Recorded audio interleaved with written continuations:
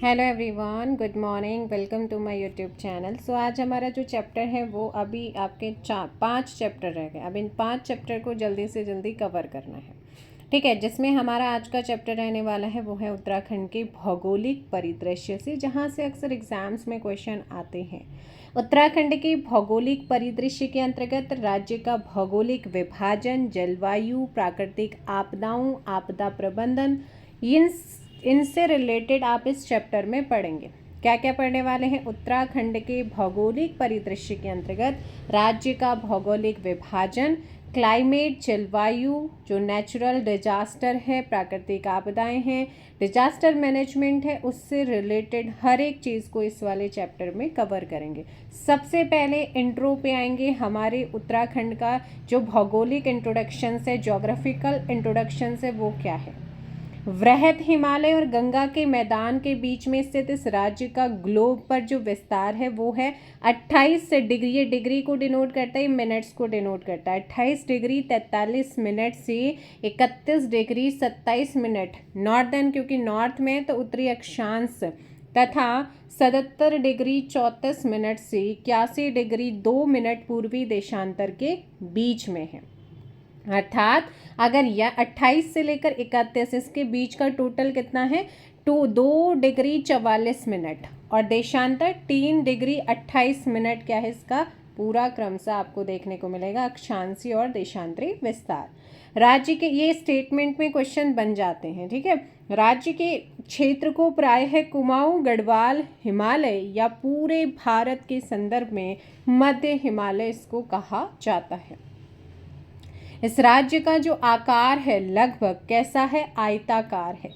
पूर्व से पश्चिम तक राज्य की जो लंबाई है वो 358 किलोमीटर है और वहीं उत्तर से दक्षिण तक जो चौड़ाई है वो 320 किलोमीटर की है। अब राज्य सांख्यिकी डायरी 2022-23 के जो आंकड़े हैं वो कहते हैं कि जो राज्य का क्षेत्रफल है वो कितना है? 53,483 वर्ग किलोमीटर, 53,483 स्क्वायर किलोमीटर, जो कि भारत के कुल क्षेत्रफल का मात्र ओनली 1.69% है। एरिया वाइज क्षेत्रफल की दृष्टि से राज्य का सबसे बड़ा जिला चमोली, चमोली के बाद उत्तरकाशी। चमोली का जो वर्ग किलोमीटर एरिया है वो 8,030 वर्ग किलोमीटर। सबसे छोटा चंपावत है, 1766 वर्ग किलोमीटर मात्र। ये दोनों ही आंकड़े याद रखने हैं। राज्य के कुल क्षेत्रफल का 86.07, बहुत ही महत्वपूर्ण ये स्टेटमेंट वाले क्वेश्चन बन जाते हैं कि राज्य का पर्वतीय क्षेत्र कितना है और मैदानी क्षेत्र कितना है। परसेंटेज में ही पूछा जाता है। वर्ग मीटर भी अगर आपको याद रखना है, वर्ग किलोमीटर वो याद रख सकते हैं। 86.07% एरिया क्या है इसका? पर्वतीय है और मतलब वर्ग किलोमीटर में 46,035 वर्ग किलोमीटर। और पर्वतीय कितना है? 13,093%, 7,448 वर्ग किलोमीटर में क्या है इसका मैदानी भाग आता है। उत्तर में वृहद हिमालय, पश्चिम में टोंस नदी, दक्षिण पश्चिम में शिवालिक श्रेणियाँ, दक्षिण मध्य एवं दक्षिण पूर्व में तराई क्षेत्र और पूर्व में काली नदी राज्य की क्या बनाती है? प्राकृतिक सीमा पूछा जाता है। यहाँ पर आप देख सकते हैं ये है हमारा प्यारा सा उत्तराखंड, जो कि आपका हिमाचल प्रदेश, उत्तर प्रदेश के साथ बॉर्डर शेयर करता है, हरियाणा के साथ नहीं करता है। दो ही राज्यों के साथ करता है, आपको लगेगा, लेकिन नहीं करते हैं। दूसरा, यहाँ से चाइना और नेपाल के साथ बॉर्डर शेयर होता है। चाइना के साथ उत्तरकाशी, चमोली, पिथौरागढ़, नेपाल के साथ पिथौरागढ़, चंपावत, उधम सिंह नगर। और यानी कि आपका टोटल कितने हो गए? 6 नहीं 5 राज्य क्या करते हैं? अंतर्राष्ट्रीय बॉर्डर शेयर करते हैं। इनमें से एक कॉमन है, कौन? पिथौरागढ़, जो चाइना के साथ भी और नेपाल के साथ की सबसे ज़्यादा अंतर्राष्ट्रीय सीमा हमारी पिथौरागढ़ की लगती है।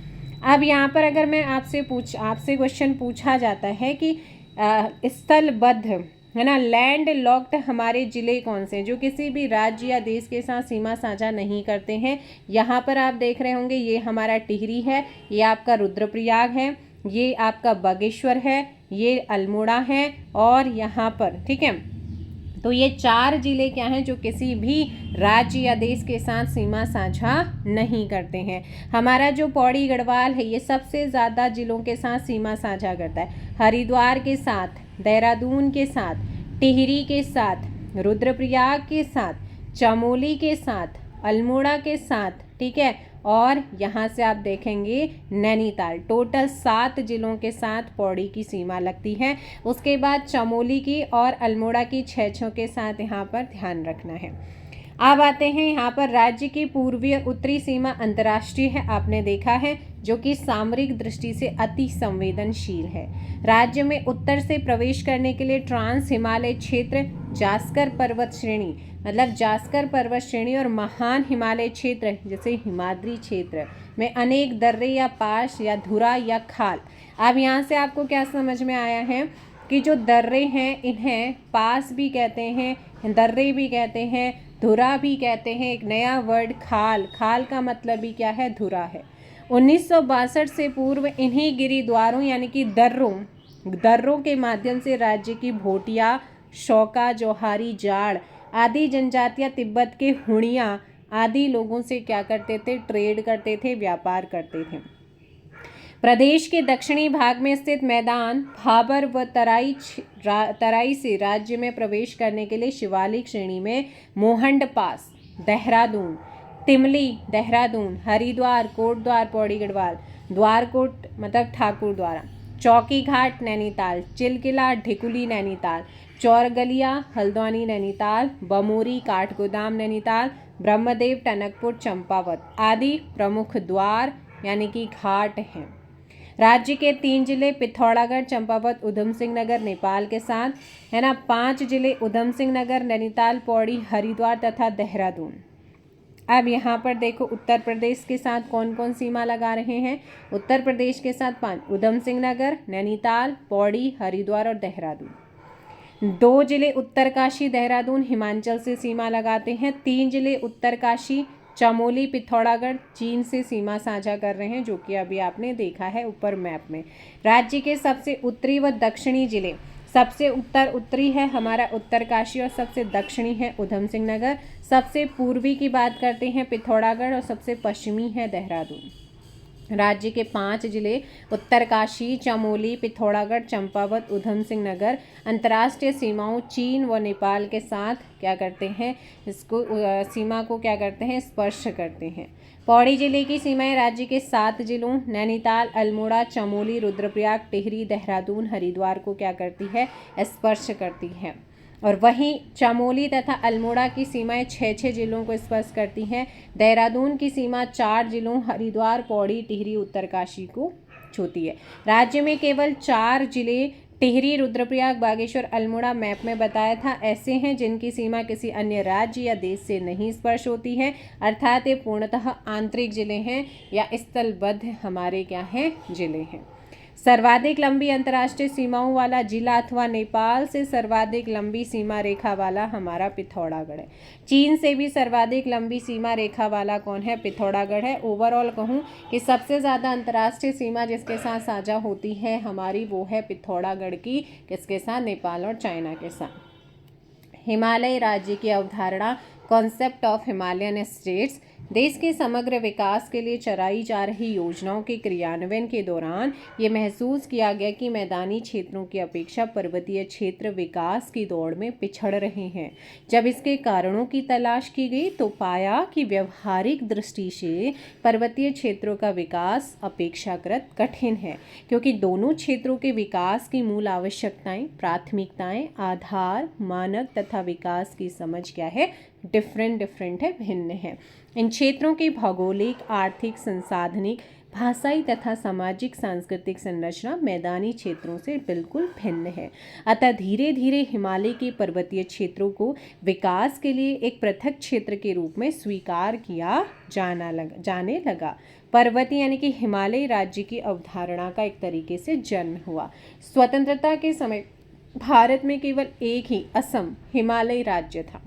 अक्टूबर 1947 में दूसरा हिमालयी राज्य जम्मू एंड कश्मीर बना। 1963 में नागालैंड, तीसरा, और 1971 में हिमाचल, 1972 में मेघालय, मणिपुर, त्रिपुरा, 1975 में ही सिक्किम, 1987 में अरुणाचल, मिजोरम को हिमालय राज्य घोषित किया गया और इसी क्रम में 9 नवंबर 2000 को उत्तराखंड को 11वां हिमालयी राज्य का दर्जा दिया गया।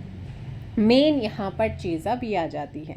उसके बाद अगर यहाँ का भौगोलिक विभाजन देखते हैं, ज्योग्राफिकल डिवीज़न हम देखें तो धरातलीय विन्यास, स्तर, शैलक्रम तथा उच्चावत स्वरूपों के आधार पर उत्तराखंड राज्यों को 8 भौगोलिक या भौतिक क्षेत्रों में डिवाइड किया जा सकता है, बांटा जा सकता है। जैसे गंगा का मैदानी क्षेत्र, तराई यानी कि तरी वाला क्षेत्र, भाबर क्षेत्र, शिवालिक क्षेत्र, दून एवं द्वार क्षेत्र, लघु एवं मध्य हिमालयी क्षेत्र, वृहत या उच्च हिमालयी क्षेत्र एंड ट्रांस हिमालयी क्षेत्र।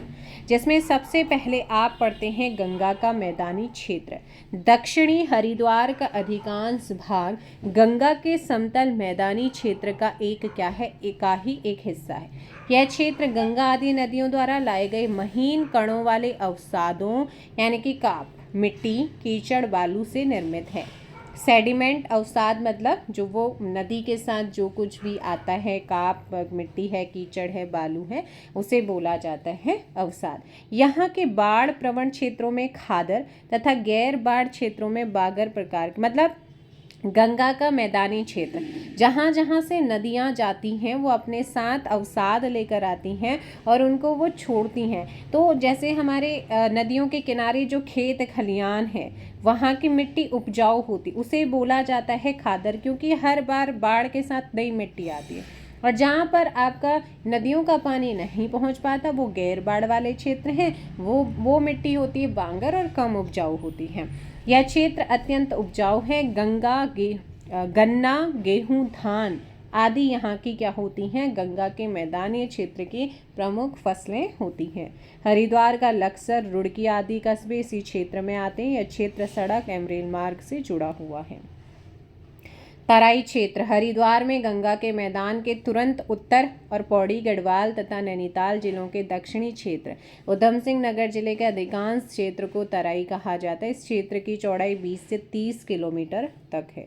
गंगा के मैदान की भांति तराई क्षेत्र की भूमि का भी निर्माण जो है वो महीन कणों वाली अवसादों से हुआ, लेकिन वर्षा अधिक होने तथा भूमि के दलदली होने के कारण यह क्षेत्र मैदान से भिन्न है।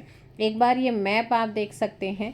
इसमें देखो सबसे पहले आपको दिख रहा होगा ट्रांस हिमालय, उसके बाद महान हिमालय ये है, और उसके बाद आपका लघु हिमालय, शिवालिक हिमालय, भाबर क्षेत्र और तराई क्षेत्र। तो ये आप लोग इसका क्या है ज्योग्राफिकल डिवीज़न देख सकते हैं। अब इस क्षेत्र में पाताल तोड़ कुएं है ना मिलते हैं इस क्षेत्र, तो आपसे पूछा जा सकता है पाताल तोड़ कुएं कहाँ मिलते हैं। इस क्षेत्र की उत्पादकता गंगा के मैदान से कम नहीं है।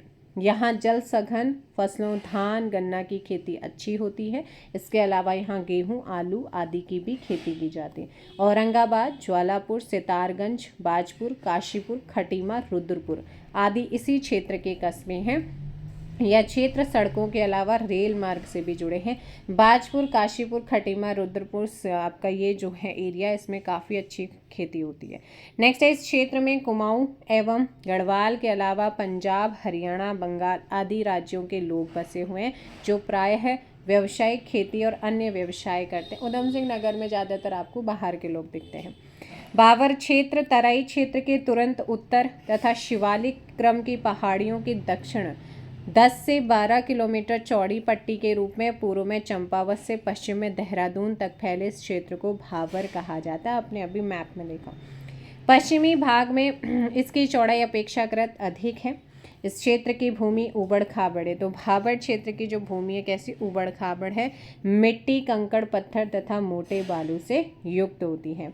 यहाँ छोटे मोटे नदी नालों का जब तक कि बाढ़ की स्थिति न हो प्रस्तर खंडों की मोटी परतों के बीच अस्तित्व समाप्त सा ही लगता है, लेकिन कुछ दूरी के बाद पुनः दिखाई देते हैं और धीरे धीरे बहते रहते हैं। इस क्षेत्र का जो निर्माण है वो किस युग में, प्लीस्टोसीन युग में शिवालिक से उतरने वाली वेगवती नदियों द्वारा बहाकर लाए गए वजनी अवसाद, कंकड़, पत्थर, मोटे बालू के निक्षेप से हुआ है। मैंने पहले ही कहा, जो खादर है वो उपजाऊ होता है, जो बांगर है वो अनुपजाऊ होता है। तो इस क्षेत्र की मिट्टी कृषि के लिए क्या है, अनुपयुक्त है। अतः यहाँ ज़्यादातर जंगली झाड़ियाँ एवं अन्य प्राकृतिक वनस्पतियाँ पाई जाती हैं। कहीं कहीं भूमि को कृषि योग्य बनाकर थोड़ी बहुत खेती भी की जाती है। इसके बाद फोर्थ आता है हमारा शिवालिक क्षेत्र। भाबर क्षेत्र के उत्तर में स्थित पहाड़ियों को शिवालिक कहा जाता है। इसे बाह्य हिमालय या हिमालय का पाद भी कहा जाता है। यह पर्वत श्रेणी हिमालय के सबसे बाहरी यानी कि दक्षिणी छोर पर स्थित है। दक्षिणी देहरादून, उत्तरी हरिद्वार, दक्षिणी टिहरी गढ़वाल, मध्यवर्ती पौड़ी, दक्षिणी अल्मोड़ा, मध्यवर्ती नैनीताल, दक्षिणी चंपावत आदि 7 जिलों में पूर्व पश्चिम में फैले हुए इस पर्वत श्रेणी की औसत चौड़ाई 10 से 20 किलोमीटर है। पश्चिम में कहीं कहीं इसकी चौड़ाई 50 किलोमीटर लेकिन पूर्व में कम है।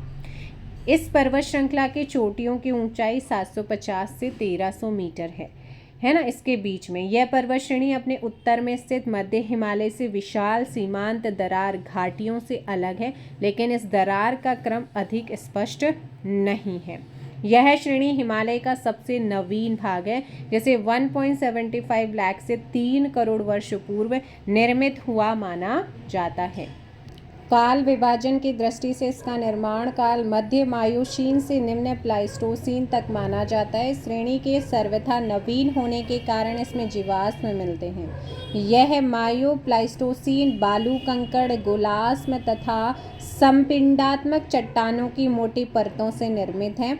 इसका धरातल ऊंचा नीचा है तथा ढाल क्या है, तेज है। इस श्रेणी का क्रम हिमालय नदियों द्वारा जगह जगह खंडित कर दिया गया, जैसे टिहरी हरिद्वार में गंगा द्वारा, देहरादून में यमुना द्वारा, पौड़ी में पश्चिमी रामगंगा आदि के द्वारा, नैनीताल में भकरा, कोशी, नंदौर आदि के द्वारा। इसी कारण इस क्षेत्र में भूस्खलन तथा भारी कटाव के कारण गहरी घाटियाँ पाई जाती हैं। ग्रीष्म काल में यहाँ का मौसम बड़ा सुहावना होता है, अतः ज़्यादातर पर्यटक केंद्र इसी क्षेत्र में है। इस क्षेत्र में प्राकृतिक वनस्पतियाँ जंगल अधिक पाए जाते हैं।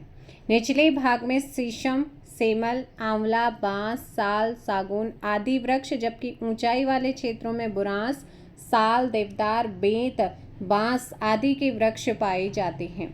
यही कारण है कि इस क्षेत्र में लकड़ी संबंधी उद्योगों का अधिक विकास हुआ है।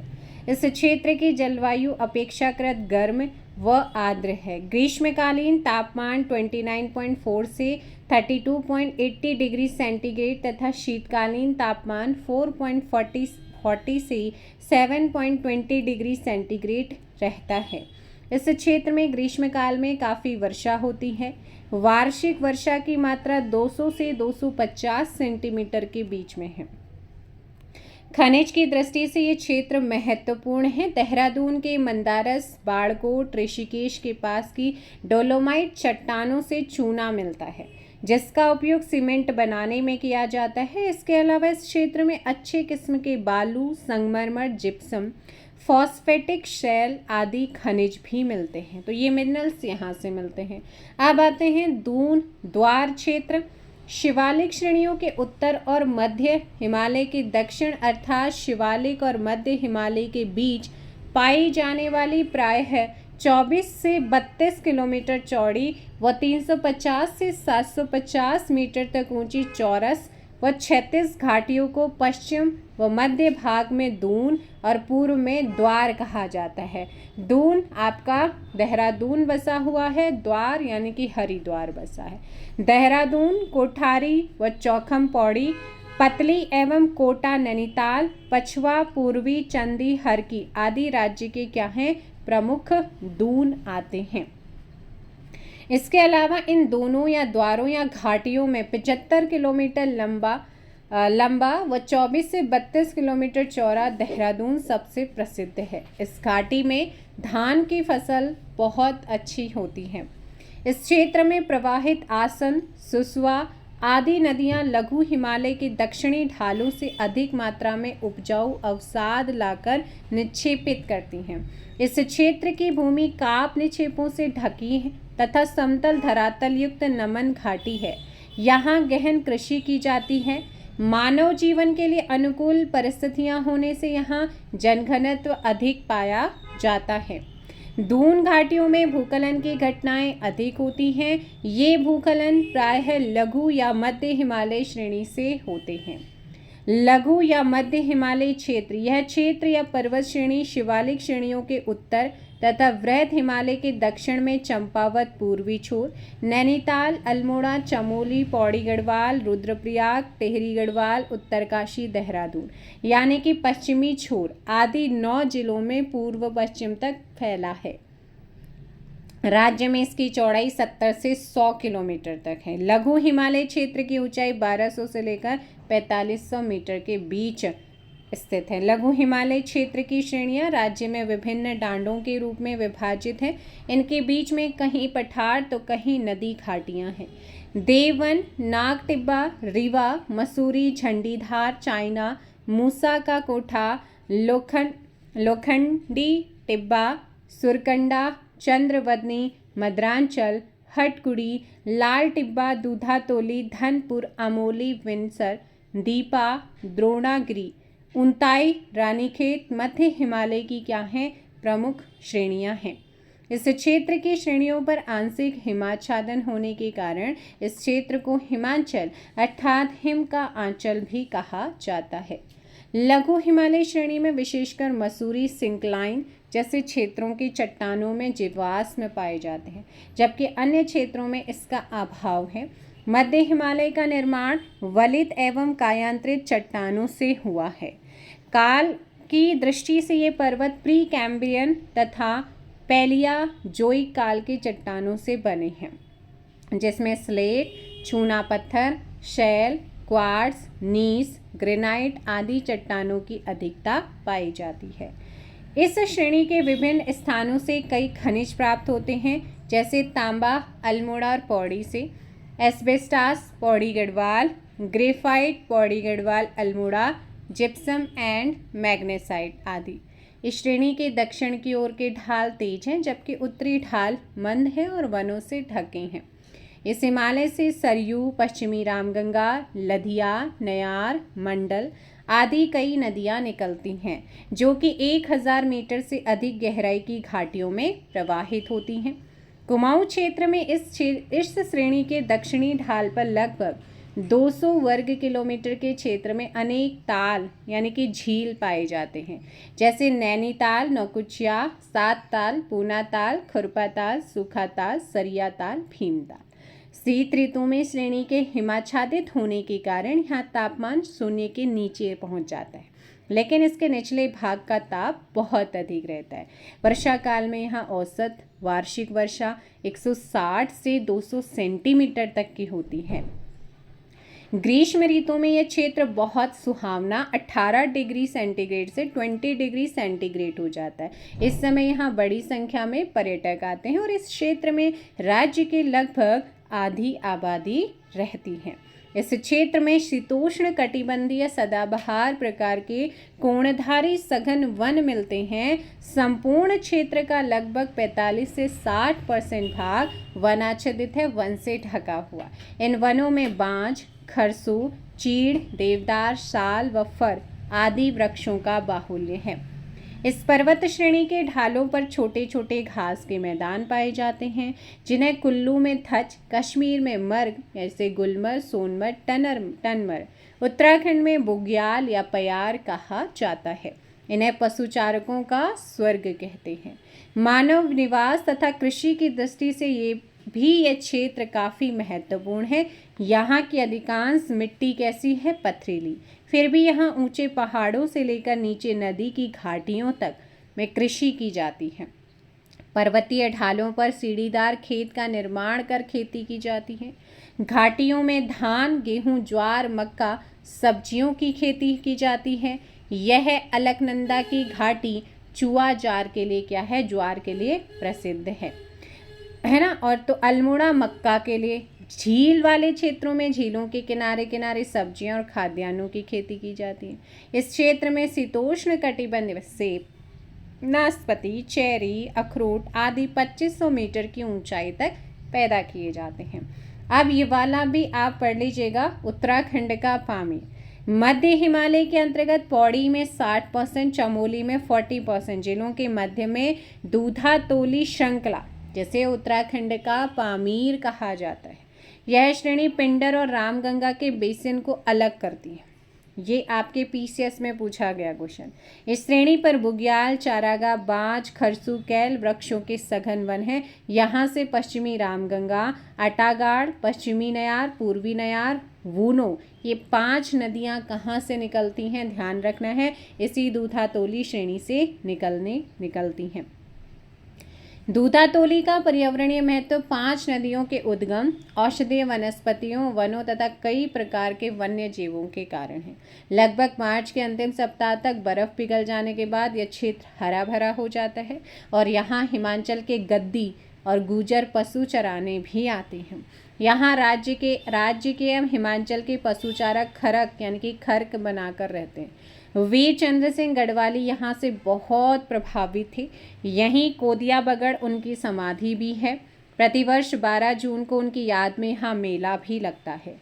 1960 में वीर चंद्र सिंह गढ़वाली द्वारा नेहरू जी से यहाँ भारत की ग्रीष्मकालीन राजधानी बनाने की मांग भी की गई थी। गैरसैंण, चमोली इसी क्षेत्र में है। ब्रिटिश काल में यह क्षेत्र चांदपुर परगने में आता था।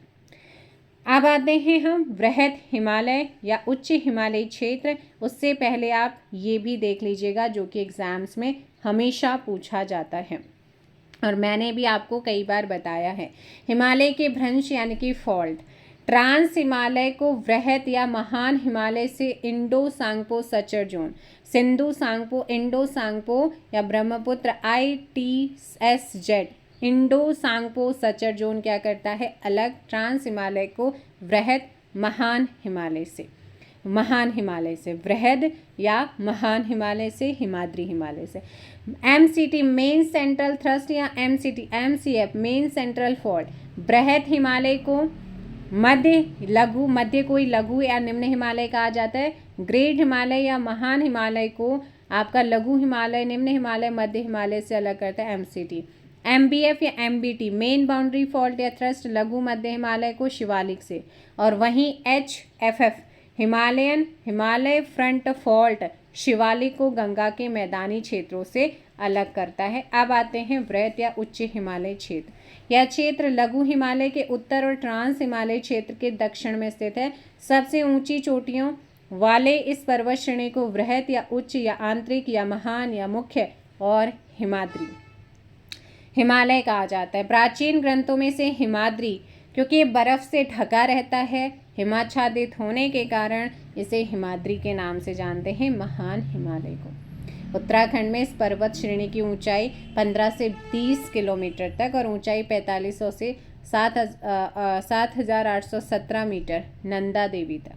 यह श्रेणी राज्य के उत्तरकाशी, टिहरी गढ़वाल, रुद्रप्रयाग, चमोली, बागेश्वर, पिथौरागढ़ 6 जिलों में पूर्व से पश्चिम में फैली है। महान हिमालय श्रेणी को भागीरथी, अलकनंदा, धौली, गौरी, गंगा आदि नदियों द्वारा कई खंडों में विभक्त कर दिया गया। प्रत्येक में एकाधिक श्रेणियां हैं, जैसे बंदरपुर, श्रीकंठ, यमुनोत्री, गंगोत्री, केदारनाथ, चौखंबा, कामेट, गौरी माणा, नंदा देवी, दूनागिरी, त्रिशूल, नंदाकोट, पंचाचुली, कुटी, सांगटांग आदि। महान हिमालय श्रेणी की प्रमुख चोटियों को यहाँ पर देखिएगा, जिसमें नंदा देवी राज्य की सबसे ऊंची चोटी है, चमोली में है, 7817 मीटर इसकी ऊंचाई है। कामेट दूसरी हाईएस्ट है, 7756 मीटर, चमोली दूसरा सर्वोच्च शिखर है। और वहीं तीसरा हमारा नंदा देवी पूर्वी चमोली पिथौरागढ़ बॉर्डर पर 7434 मीटर इसकी क्या है, नंदा देवी पूर्वी तीसरी राज्य का सर्वोच्च शिखर। माणा 7272 चमोली, याद रखना है, कई बार मैचिंग के लिए आ जाता है या इनमें से कौन सा सही नहीं है, इस तरीके से पूछा जाता है। उसके बाद बद्रीनाथ 7140 मीटर, चौखंबा 7138 मीटर, त्रिशूल 7120 मीटर, सतोपन 7084 मीटर, द्रोणगिरी या दूनागिरी 7066 मीटर, गंधमादन 6984, ये सब कहाँ पर है, चमोली में। यहाँ से आपको क्या डिस्ट्रिक्ट याद रखना है, इनकी हाइट याद रखनी है। उसके बाद केदारनाथ 6968 मीटर चमोली, रुद्रप्रयाग होगा ना। कालों का 6,931 चमोली, पंचाचूली 6,904 मीटर पिथौरागढ़, नंदाकोट 6,861 मीटर चमोली और पिथौरागढ़, भागीरथी 6,856 ये उत्तरकाशी, श्रीकंठ 6,728 उत्तरकाशी, हाथी पर्वत 6,727 मीटर, देवस्थान 6,668 मीटर, नंदाखाट 6,674 चमोली में, Gangotri 6,672 metre Uttarkashi, Nilkanth 6,597 metre Chamoli, Yamunotri 6,400 metre Uttarkashi, Bandarpur 6,320 metre Uttarkashi. यहीं से ओरिजिन होता है किसका, यमुना जो है लार्जेस्ट है। उसके अलावा नंदा घुंगटी 6,309 मीटर चमोली में है, स्वर्गारोहिणी 6,252 मीटर चमोली उत्तरकाशी में है, गौरी 6,250 मीटर चमोली में है, गुन्नी 6,180 मीटर चमोली पिथौरागढ़, नारायण पर्वत 5,965 मीटर बद्रीनाथ चमोली, जैलंग पर्वत 5,871 मीटर उत्तरकाशी, नर पर्वत 5,831 मीटर बद्रीनाथ चमोली और द्रौपदी का डांडा 5,670 मीटर उत्तरकाशी, जहाँ पर पर्वतारोही जो हमारे हैं वो इंसिडेंट हुआ था एवलॉन से। कामेट व गौरी पर्वत धौली व सरस्वती के मध्य है। 6 × 1.5 किलोमीटर की बद्रीनाथ घाटी नर व नारायण पर्वतों के मध्य में है। धौली पश्चिमी धौली व गौरी गंगा के बीच पंचाचूली पर्वत है। राज्य के अधिकांश ऊंची चोटियों वाले पर्वत शिखर कहाँ पर हैं, गढ़वाल मंडल में है। तो भाई ये क्वेश्चन आपके पूछे जाते हैं, इस टॉपिक को बिल्कुल भी स्किप ना करें और एग्ज़ाम्स में अक्सर यहाँ से क्वेश्चंस आते हैं, इसीलिए इसे बिल्कुल स्किप ना करें। इस क्षेत्र के विशाल हिमनद ग्लेशियर प्लाइस्टोसीन युग के हैं, है ना। प्लाइस्टोसीन युग हिमाच्छादन का साक्ष्य प्रस्तुत करते हैं। इन हिमनदों को हिमानिया बर्फ की नदियाँ, क्योंकि इनमें प्रवाह होता है, बमक आदि नामों से भी इनको क्या किया जाता है, जाना जाता है। इन्हीं से अनेक नदियों का जन्म हुआ। इस पर्वत श्रेणी का लगभग पूरा क्षेत्र अत्यंत पथरीला और कटा फटा है, जो कि कई पंखाकार उपनदियों वाली मोड़दार श्रृंखलाओं के द्वारा निर्मित है। इस श्रेणी की चट्टानें 130 से 140 करोड़ वर्ष पुरानी मानी जाती हैं। इसके गर्भ भाग में ग्रेनाइट, नीस और शिस्ट चट्टानें पाई जाती हैं। पाश्चर्य भाग में रूपांतरित व अवसादी चट्टानें पाई जाती हैं। ठीक है, इस पर्वत श्रेणी में अनेक दर्रे गिरिद्वार पाए जाते हैं। यह अत्यंत ठंडा क्षेत्र है। यहाँ की चोटियाँ वर्ष भर बर्फ से ढकी रहती हैं। निचले क्षेत्रों का तापमान कुछ अधिक होता है। शीतकाल में यहाँ हिमपात अधिक होता है, जिससे इसका काफ़ी भाग बर्फ से ढका रहता है। ग्रीष्म काल में इस क्षेत्र में अधिक वर्षा होती है। मॉनसूनी हवाएं पर्वतों से टकरा कर खूब वर्षा करती हैं। कुछ क्षेत्र वृष्टि छाया में पड़ जाने के कारण वर्षा से वंचित रह जाते हैं। इस क्षेत्र में 12 से 13 हजार फीट से ऊपर प्राकृतिक वनस्पतियों का नितांत अभाव पाया जाता है, जबकि निचले भाग में 12 से 13 हजार से 10 हजार फीट तक कुछ घासें और झाड़ियाँ पाई जाती हैं और 10 हजार फीट से नीचे शीतोष्ण कटिबंधीय सदाबहार नुकीले पत्ती वाले वन पाए जाते हैं, जिसमें फर, सरो, चीड़, साल, सागौन आदि के वृक्ष मिलते हैं। निचले भागों में छोटे छोटे घास के मैदान मिलते हैं, जिन्हें बुग्याल, पयार, अल्पाइन चारागाह आदि नामों से जाना जाता है। विश्व प्रसिद्ध फूलों की घाटी इसी क्षेत्र में स्थित है। महान हिमालय के मूल निवासी और कठोर परिश्रमी भोटिया लोग यहाँ की घाटियों में फावड़े और खुरपी के माध्यम से ग्रीष्मकालीन कृषि करते हैं। गर्मी के 4 महीने में जौ, मंडुआ, गेहूँ आदि की थोड़ी बहुत पैदावार कर लेते हैं। यहाँ के निवासियों का प्रमुख कार्य पशुपालन है। इसके अलावा वे ऊनी हस्तशिल्प, खाल, जड़ी बूटी आदि से संबंधित व्यवसाय भी करते हैं। गर्मियों में 10,000 फीट से ऊपर के क्षेत्रों के अल्पाइन चारागाहों में भागीरथी तथा अलकनंदा नदी घाटियों से जाड़, मारछा व तोलचा आदि भोटिया तथा धौली, गौरी, काली नदी घाटियों से शौका व जोहार आदि भोटियाँ अपने पशुओं को लेकर आते हैं। अगला यहाँ पर 8th हमारा जो डिवीज़न है वो है ट्रांस हिमालय तिब्बती क्षेत्र। यह महान हिमालय के उत्तर में स्थित इस क्षेत्र का कुछ भाग भारत में, कुछ तिब्बत चीन के नियंत्रण में है। इस क्षेत्र की चौड़ाई 20 से 30 किलोमीटर व ऊंचाई 2500 से 3500 मीटर। इस क्षेत्र की पर्वत श्रेणियों को जास्कर श्रेणी कहा जाता है। जैलूखगा, माणा, नीति, चोरहोती, दमजन, सलसल, किंगरी बिंगड़ी है ना, दारमा, लिपुलेख आदि दर्रे इसी क्षेत्र में हैं।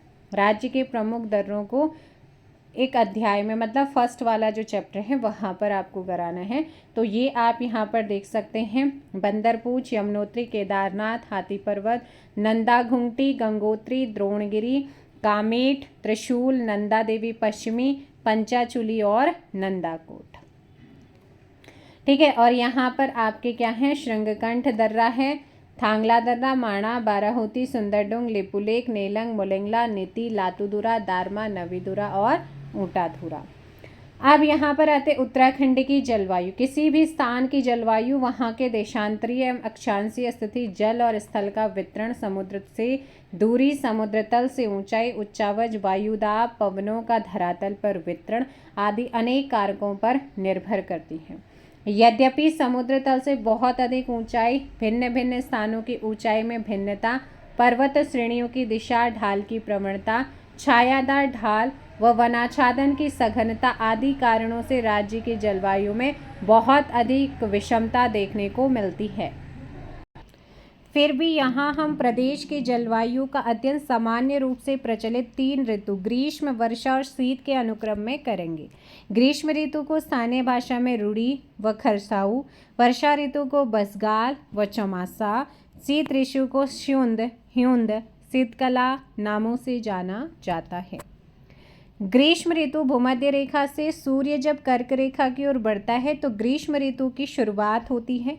राज्य में ग्रीष्म ऋतु का प्रभाव मार्च के मध्य से जून तक रहता है। ताप बढ़ने व दाब घटने के कारण इस दौरान निचले भागों में तड़क गर्जन के साथ छिटपुट वर्षा व कभी कभी तूफान आते हैं। मई से जून तक तापमान सर्वाधिक रहता है और इस दौरान राज्य में सामान्यतः उष्ण कटिबंधीय दशाएं पाई जाती हैं। फिर भी मैदानी क्षेत्रों की अपेक्षा तापमान कम रहता है। उच्च हिमालय की चोटियां तो सदैव हिमाच्छादित रहती हैं, हिम से ढकी रहती हैं। शिवालिक अर्थात बाह्य हिमालय क्षेत्र का ग्रीष्मकालीन तापमान 29.4 से 38 डिग्री सेंटीग्रेड रहता है, जबकि इसके दक्षिण और निचली घाटियों में तापमान 40 डिग्री सेंटीग्रेड तक पहुंच जाता है। शिवालिक की अपेक्षा मध्य हिमालय क्षेत्र का तापमान कम रहता है। उच्च हिमालय क्षेत्र में तापमान सबसे कम रहता है। इस समय देहरादून का अधिकतम तापमान 30 से 35 डिग्री सेंटीग्रेड व न्यूनतम तापमान 21 से 22 डिग्री सेंटीग्रेड, नैनीताल का अधिकतम 24.7 डिग्री सेंटीग्रेड व न्यूनतम 8 डिग्री सेंटीग्रेड और हरिद्वार का 38 डिग्री सेंटीग्रेड रहता है।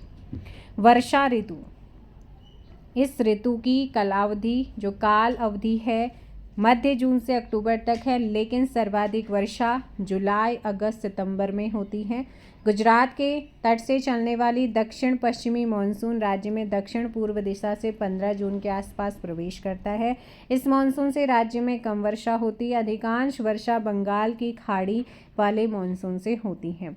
इस ऋतु में राज्य में वार्षिक वर्षा औसतन 150 से 200 सेंटीमीटर तक होती है। राज्य के प्रमुख क्षेत्रों का वार्षिक वर्षा परिसर इस प्रकार है, जैसे सबसे कम वर्षा 40 से 80 सेंटीमीटर वृहद हिमालय के ऊपरी व उत्तरी क्षेत्रों में, कम वर्षा 80 से 120 सेंटीमीटर मध्य हिमालय क्षेत्र के ऊपरी व उत्तरी क्षेत्रों में, अधिक वर्षा 120 से 200 सेंटीमीटर दून, द्वार, काली बेसिन, मध्य हिमालय की दक्षिणी ढालों व नदी घाटियों में, अधिकतम वर्षा 200 सेंटीमीटर से अधिक शिवालिक, भाबर एवं तराई क्षेत्रों में होती है। सामान्यतः राज्य में दक्षिण से उत्तर, पूर्व से पश्चिम की ओर बढ़ने पर वर्षा की मात्रा घटती है।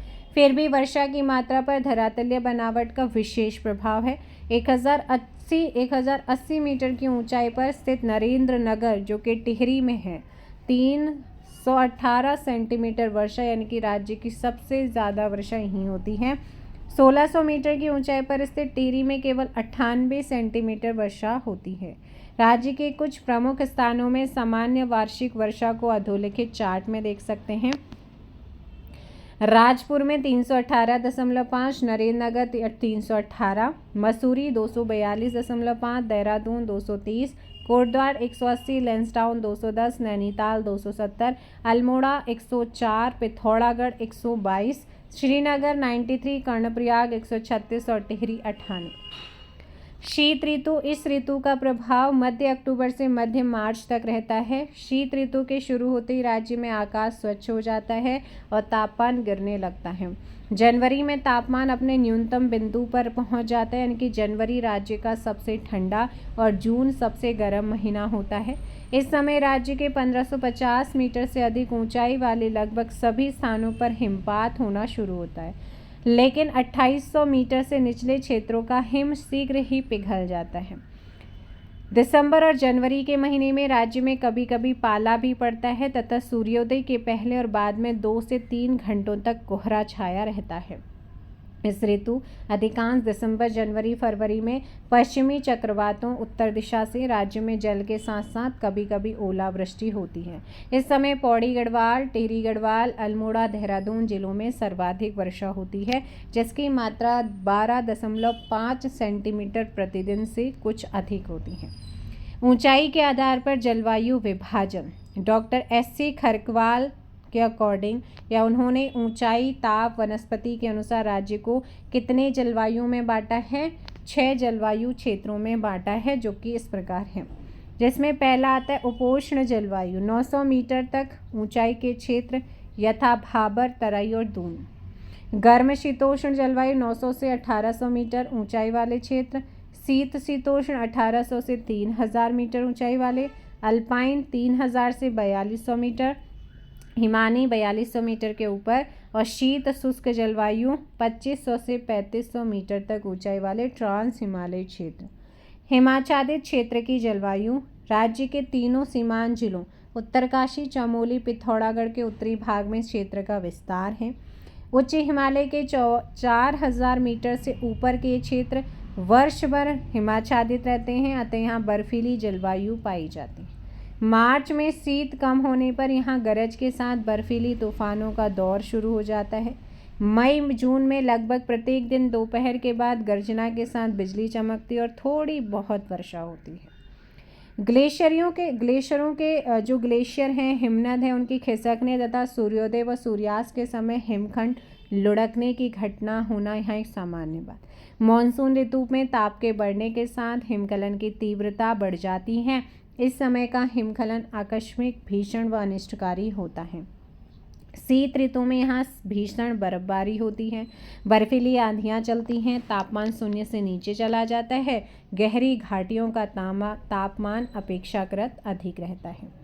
प्राकृतिक आपदाएं, विशिष्ट भौगोलिक संरचना के कारण प्रदेश को प्रतिवर्ष प्राकृतिक आपदाओं का सामना करना पड़ता है, जैसे कि आप देख ही रहे हैं इस समय, जिससे अत्यधिक जनधन की हानि होती है। यद्यपि प्राकृतिक आपदाओं को रोक पाना असंभव है, फिर भी पूर्व तैयारी, बचाव, राहत कार्य, पुनर्वास आदि के द्वारा इसके प्रभाव को कम किया जा सकता है। राज्य में मुख्य रूप से भूकंप, भूस्खलन, अतिवृष्टि अथवा बादल फटना, बाढ़, हिमपात के समय हिमखंडों का गिरना व वनाग्नि आदि प्राकृतिक आपदाएं आती हैं। ये आपदाएं प्रायः एक दूसरे से संबंध होती हैं, जैसे भूकंप से भूस्खलन, अतिवृष्टि से बाढ़, भूस्खलन से बाढ़, बाढ़ से भूस्खलन। ठीक है। अतिवृष्टि, बरसात के मौसम में अचानक किसी क्षेत्र विशेष में अधिक वर्षा अर्थात बादल फटने से प्रायः प्रत्येक वर्ष राज्य को व्यापक जनधन की हानि का सामना करना पड़ता है। और इस बार तो कुछ ज़्यादा ही ये अतिवृष्टि यानी कि बादल फटने की घटनाएं हो रही हैं। अतिवृष्टि से भूस्खलन तथा बाढ़ जैसी आपदाओं का सिलसिला शुरू हो जाता है। हिमकलन, एवलॉन, राज्य के ऊंचाई वाले क्षेत्रों में जहां बर्फबारी अधिक होती है, वहां शीत ऋतु में पहाड़ों से हिमखंडों के लुढ़कने व गिरने की घटनाएं होती हैं। पहाड़ों या ढलानों पर सामान्य से अधिक बर्फ जमा हो जाने पर वे ढलान या घाटियों में गिरते हैं, जिससे वहां जनधन की हानि होती है। फॉरेस्ट फायर, वनाग्नि, राज्य में कुल भूभाग के लगभग 71% भाग पर वन है। कभी कभी प्राकृतिक पत्थरों के घर्षण से उत्पन्न अग्नि या मानव जनित जलती माचिस की तीली या बीड़ी सिगरेट फेंकने या कृषकों द्वारा खेतों का अवशेष जलाने या समझ बूझकर आग फेंकने या वनों की अवैध चोरी रोकने या किसी औद्योगिक असावधानी या किसी उत्सव की आतिशबाजी कारणों से राज्य को वनाग्नि का सामना करना पड़ता है। इससे कभी कभी प्रत्यक्ष मानव शरीर व बस्तियों, वन्य जीवों, वन क्षेत्रफल, वन आधारित उद्योगों तथा पर्यावरण पर नकारात्मक प्रभाव पड़ता है। बाढ़, फ्लड। बाढ़ राज्य में नदियों की अधिकता होने के बावजूद भी अत्यधिक ढाल होने के कारण बाढ़ कम आती है, लेकिन वर्षा और परिणाम स्वरूप भूस्खलन से नदी मार्ग अवरुद्ध होने या बांधों के धंसने टूटने से राज्य को बाढ़ जैसी आपदा का सामना करना पड़ता है। राज्य के मैदानी क्षेत्रों किच्छा, सितारगंज, रुद्रपुर आदि में कभी कभी बाढ़ आ जाती है। इसके बाद अगला है भूकंप, अर्थक्वेक। भूकंप वैज्ञानिकों ने भारत को 5 भूकंपीय क्षेत्र यानी कि जोनों में बांटा था, जिनमें 2 क्षेत्र यानी कि जोन उत्तराखंड में पड़ते हैं। देहरादून, टिहरी, उत्तरकाशी, नैनीताल, उधम सिंह नगर ये संवेदनशील जोन 4 में आते हैं। कौन? देहरादून, टिहरी, उत्तरकाशी, नैनीताल, उधम सिंह नगर। किंतु वर्तमान भूकंप जोन की संख्या 4 है। भूकंप जोन प्रथम एवं द्वितीय को समाकलित कर इसे जोन सेकंड बना दिया गया, जबकि चमोली, रुद्रप्रयाग, अल्मोड़ा, बागेश्वर, पिथौरागढ़, चंपावत जो हैं ये अति संवेदनशील जोन में आते हैं, जो कि महत्वपूर्ण है। भाई यहाँ से पूछा जाता है जोन 5 में कौन आता है, जोन 4 में कौन आता है। इनमें भी धारचूला, मुनस्यारी, कपकोट, भराड़ी, चमोली, उत्तरकाशी के भूभाग अत्यंत संवेदनशील हैं। भूकंप भूपटल की कंपन अथवा लहर है जो धरातल के नीचे अथवा ऊपर चट्टानों के गुरुत्वाकर्षण की समस्थिति में क्षणिक अवस्था में होने से उत्पन्न होती है। यह सबसे ज़्यादा अपूर्व, सूचनीय और विध्वंसक प्राकृतिक आपदा है। और यहाँ पर आप ये देख सकते हैं मैप में आपको दिखाया गया है कि इसमें कौन कौन से आते हैं। यहाँ पर है आपका जोन 5 और ये है आपका जोन 4। ठीक है, अब यहाँ पर है भूकंपों की उत्पत्ति, विवर्तनिकीय गतिविधियों, भूस्खलन, भ्रंश, ज्वालामुखी विस्फोट, बांधों या जलाशयों के धंसने आदि अनेक कारणों से होते हैं। लेकिन पृथ्वी के एस्थेनोस्फेयर के मैग्मा में बहने वाली धाराओं यानी कि तरंगों के कारण प्लेटों की गतिशीलता से उत्पन्न भूकंप ज़्यादा विनाशकारी होते हैं जब प्लेटें आपस में टकराती हैं, जबकि भूस्खलन, बांधों, जलाशयों, अन्य भूमि के धंसने तथा ज्वालामुखी विस्फोट आदि के कारणों से उत्पन्न भूकंप कम क्षेत्रों को प्रभावित करने वाले और कम विनाशकारी होते हैं।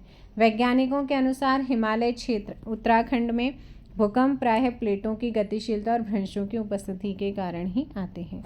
इंडियन प्लेट प्रतिवर्ष उत्तर व उत्तर पूर्व की दिशा में 1 सेंटीमीटर, कुछ विद्वानों के अनुसार 5 सेंटीमीटर खिसक रही। वैसे ये एक ही है, परंतु उत्तर में स्थिर यूरेशियन प्लेट, तिब्बत प्लेट इसके लिए अवरोध पैदा करती है।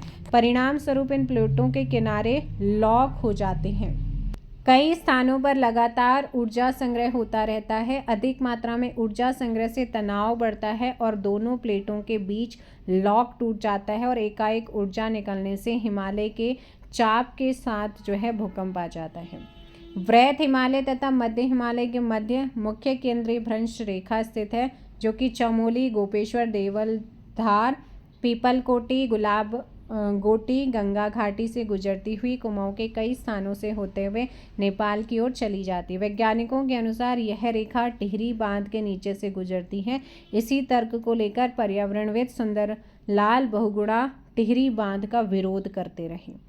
राष्ट्रीय भूभौतिकीय प्रयोगशाला, भारतीय भूगर्भीय सर्वेक्षण संस्थान, मौसम विज्ञान विभाग एवं राष्ट्रीय आपदा प्रबंधन संस्थान आदि ने भारत को अधोलिखित 5 भूकंप प्रभावी क्षेत्रों यानी कि जोन में बांटा है।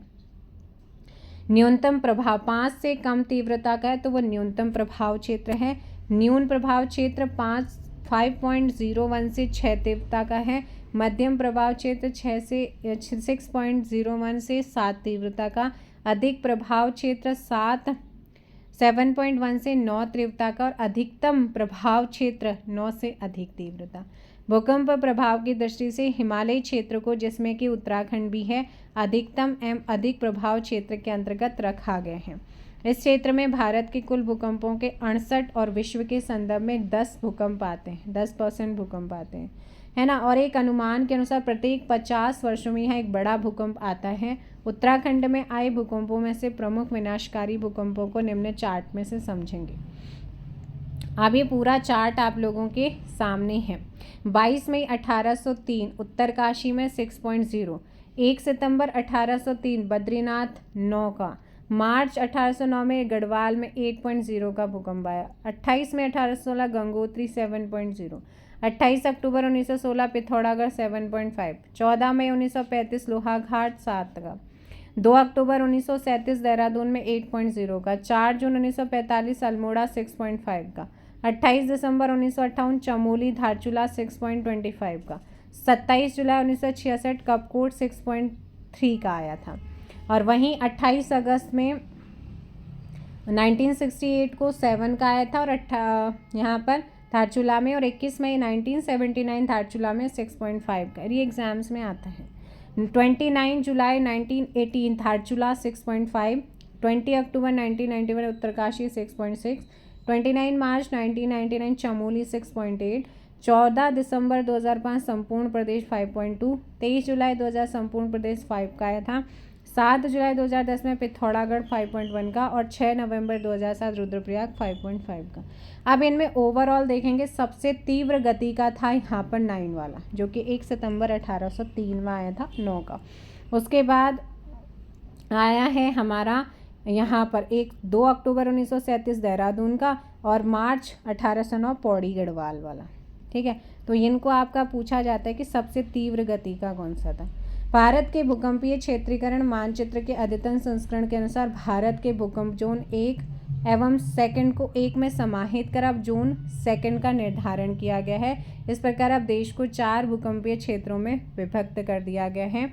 ये एग्जाम में आया है 2013। जोन सेकंड के अंतर्गत भारत का 41.4% भूक्षेत्र अल्प तीव्रता क्षेत्र, जोन थर्ड, फोर्थ एवं 5वें के अंतर्गत 58.6% भूभाग भूकंप के प्रति अति संवेदनशील में आता है। भारतीय मानक ब्यूरो ने भारत का भूकंप प्रतिरोधी design code earthquake resistant design code of India IS तैयार किया है, जिसके अंतर्गत भूकंप जोन विशेष क्षेत्र का गुरुत्वीय त्वरण का क्षैतिज अनुभूत त्वरण के आधार पर क्षेत्र के कारक जोन फैक्टर का निर्धारण किया गया। भूकंप जोन 5 अति प्रचंड तीव्रता क्षेत्र का क्षेत्र कारक IS कोड के तहत 0.36 निर्धारित किया।